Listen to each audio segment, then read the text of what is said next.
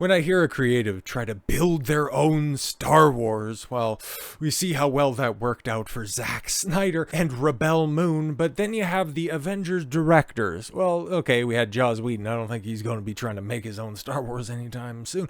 But these are the Russo brothers, right? Well, obviously, they hopped on the MCU bandwagon back with Captain America Civil War, and yeah, they were at the helm of the two most successful Avengers films, obviously, the Great Infinity War and Endgame, that just turned 5 years old. That's about the nicest thing I can say about that one. But after departing the MCU, I haven't really heard much about them. Okay. They've had other projects on the go. I think they signed a gigantic contract with Netflix. Stop me if you've heard that one before. And what? They're behind the Extraction series? Oh, with Chris Hemsworth. Okay, that makes sense that they'd continue on their legacy in some form or fashion. And then also The Gray Man. Okay, with Chris Evans. Okay, interesting. Here's the thing, one of these things is not like the other. Extraction is moving on to its third installment, and the first two were very well regarded. And The Gray Man, well, the only time you hear about that is the biggest waste of money in a Netflix history. I thought it was the most expensive Netflix original, and it didn't end up doing literally anything. But I guess they're going to be developing another one. But the Russo brothers gave this interview to, was it Games Radar, and they had to say in this, oh god, especially about their upcoming projects, is interesting. It's very interesting. A swift glance at the upcoming project section of the Russo brothers' respective IMDb pages is enough to overwhelm, since they exited the MCU rather triumphantly. Yes, with Avengers Endgame, they're never going to hit those financial heights again, and that's pretty much a guarantee. The filmmaker duo have certainly been keeping busy, making the likes of Tom Holland drama Cherry, okay, so another MCU alum, okay, spy thriller Citadel, upcoming graphic novel adaptation The Electric State, and looks like they're keeping things that way with plenty of productions on the horizon. Yeah, to be fair, I haven't heard of any three of those, but that really doesn't mean all that much. Could be good, could be, well, The Gray Man. Games Radar sat down with the pair recently at Sands International Film Festival in St. Andrews, Scotland. We decided to get the lowdown for some of their projects. Kicking it off with Gray Man 2, a secret to the Netflix action film which starred Ryan Gosling and Chris Evans. First announced shortly after the movie's summer 2022 release that nobody cared about. And frankly, you have Chris Evans looking like Henry Cavill from Argyle's long-lost brother. Yeah, I don't really think that anybody cares all that much about it. But action is clearly a genre both directors work with, as Joe Russo is also partly responsible for bringing us Chris Hemsworth Extraction movies, which are well regarded, working on those as a writer. Whilst the threequel has been revealed to be in the works at Netflix, it was previously unclear whether he will be returning as a screenwriter for the third chapter. However, Russo confirmed to us that he is penning the screenplay, with a production schedule being put into place once the diaries are all figured out. Wow! So I guess over at Netflix, they want a completed script before they go into development. So much different than their time working at Disney and with Marvel. He said, yeah, we're developing it at the moment, figuring out Chris's schedule. Sam Hargrave is back directing. It's an interesting franchise because it's a very emotionally wounded character. So there's good storytelling, and I think in respect to his backstory, and, his relationship to violence is one that's built around self-loathing and guilt. Yet the first one just kind of had a gimmick where it was just this one big, long one take with 2 or 3 cuts throughout the entire movie. Very good choreographing, obviously. But yeah, it just goes to show that Chris Hemsworth is a big movie star in the waiting, okay? Whatever he does outside the confines of the MCU can draw audiences. Compare and contrast that with the former Captain America, and well, let's just say one Chris is a movie star and the other one is Captain America. And so it adds a lot of texture, I think, which allows us to tell more stories about him. Well, yeah, exactly. But then going outside the confines of Netflix, in addition to the above, the Russo brothers are also due to produce the live-action adaptation of beloved animated classic Hercules with the gentleman Guy Ritchie. Oh, no! Due to direct. A project they say are still waiting a script for. Please wait a long time for that script, okay? You already have, a live action adaptation of a Disney classic. I love Hercules. It's right up there. My favorite Disney film is Aladdin. That's already gotten the live action adaptation treatment. And guess who directed that one? Oh no, this is a catastrophe waiting to happen. It's safe to say the choices for post-project Marvels post-Marvel has been varied. There's also the drive behind these decisions, make them want to tackle an already established franchise again. Now to circle back around to that Star Wars gimmick before we talk more about Hercules, okay?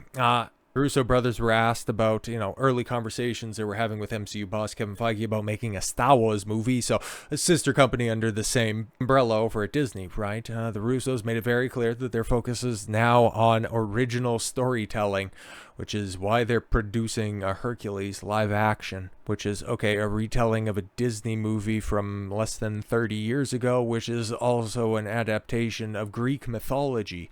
Really looking at original material, huh? As Joe puts it, the intention is that we want to build our own Star Wars. For us, it's always been about the focus on original storytelling and new ideas. That's why you guys cut your teeth adapting famous source material.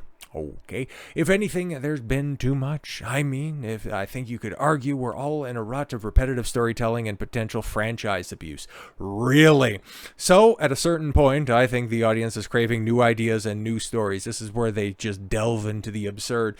And that's where all our focus is going post-Marvel. Asking, where are the new stories? Barbie and Oppenheimer showed us the appetite out there. Audiences want something different. Barbie. Yes, that brand new idea of Barbie and Oppenheimer. Again, the brand new idea of Oppenheimer. Creatives ended up learning the worst lessons, which is exactly what we talked about during last summer's Barbenheimer craze. They're going to learn the exact wrong lessons from that. They almost had it there for a second. Rut of repetitive storytelling. Yes, the storytelling is very much to blame. You can go ahead and tell a well-developed story in a well-established franchise, something that they did to great success with Civil War and Infinity. Or, I guess it just needs to have war at the end of it, so I guess that's why they want to make their own Star Wars. And potential franchise abuse. No, if you tell a good story within the confines of a franchise that does have some taint on it, you can make a good movie. You can tell a good story. Take a look at Star Wars Andor. The people that weren't put off by, it's just a fringe character, he's a dead character, and it's just a side story. Who would care about that? They were treated to some of the best, and by far the best Disney Star Wars telling in a Star Wars show ever produced. But because very few people watched it, and because of the overall damage Disney has done to the Star Wars brand, people didn't give it the opportunity, and therefore the planned multi-season release was cut down to 2 seasons. So yes, franchise fatigue exists, but it's all based on a legacy of poor storytelling, something that you guys ended up setting up for in the aftermath of Endgame, that your less talented counterparts in the industry just didn't know what to do with. And that blip, given the fact that Endgame just past its 5-year anniversary of being released in theaters. So officially, we've gone as long from Endgame to now, the entirety of the blip consumed. And now take a look at the state of the industry. As Jerry Seinfeld put, it's practically dead. But to have the audacity to say that we're looking for new stories, okay? There's a audience appetite out there, be aggressively marketed towards, and to have astroturfed social media campaigns flood people's feeds. Oh, okay, cool. Yeah, no, exactly. Psychological warfare works. Yeah, we know, we understand. So that's why you want to throw your hat in the ring for live action Hercules, which is, okay, cool. This is something that stimulates you guys creatively, or is this just going to be one of these retroactive Taika Waititi type productions where it's, I just needed the money and this is what we end up putting out. Disney live action Hercules will be more experimental. Boy, and inspired by TikTok, says producer Joe Russo. Yep. So this is the type of unique and original storytelling that they want, but they haven't even seen the script yet. interesting. This week's cover story for Variety, filmmakers Joe and Anthony Russo make it clear their dedication to their own independent studios, AGBO, means the director of Avengers Endgame don't expect to make another movie with Marvel Studios anytime, but they'll still work for Disney and sell their souls in the process. We won't be ready to do anything with Marvel until the end of the decade, i.e. until Secret Wars comes along and they can't figure out who's actually going to direct it. We don't know who's going to write it. We have some names that are down there, and if Michael Waldron or Jeff Loveless, the hacks behind Multiverse of Madness and Quantumania respectively, if we haven't lost enough money in the interim, well, we'll just come a-knocking like we're going to for a lot of other cameos that made us a lot of money in the past. Now, the Russos have, however, already returned to Marvel's parent company, Disney, through AGBO. Now, they're producing the live-action adaptation of Disney's 1997 animated feature Hercules with Guy Ritchie, who helmed the 2019 live-action remake of Aladdin set to direct. Just when you thought Guy Ritchie with The Gentleman was pulling out of his career slump, he ends up doing something cataclysmically stupid like this.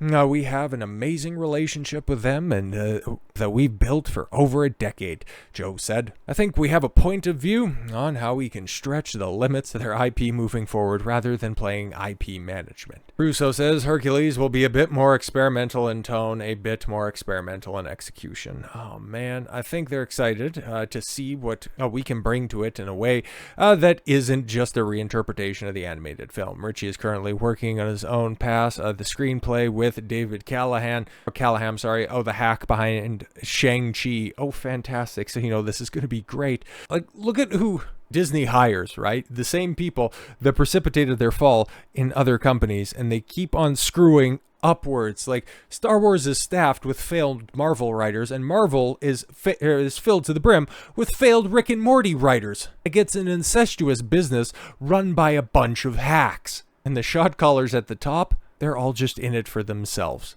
Because instead of paying homage to what a lot of people cite as the last great output of Disney's renaissance of the of the 90s, Russo says live-action Hercules will also be a musical. Well, yeah, that does make a lot of sense, and share the original's unconventional approach. There are questions about how you translate it to a musical. Audiences today have been trained by TikTok, right? Oh, man. Oh, what is their expectation of what musicals look and feel like? It can be a lot of fun and help us push the boundaries a bit on how to execute a modern musical. I hope it's great. I know it's not going to be, mostly because what were the rumors? Michael B. Jordan is going to be Hercules and Ariana Grande is going to be Megara. Oh, great. I just can't wait. And I also can't wait for the Black Stallion to return as Pegasus. But they'll make sure to cast Danny DeVito because we need a little bit of authenticity and grounding to the original for Phil. I think I've had my fill. So with all that said, thank you all very much for the gift of your time. I've been Don Consuelo. I want you to follow your gut and get after it. Take care, everyone.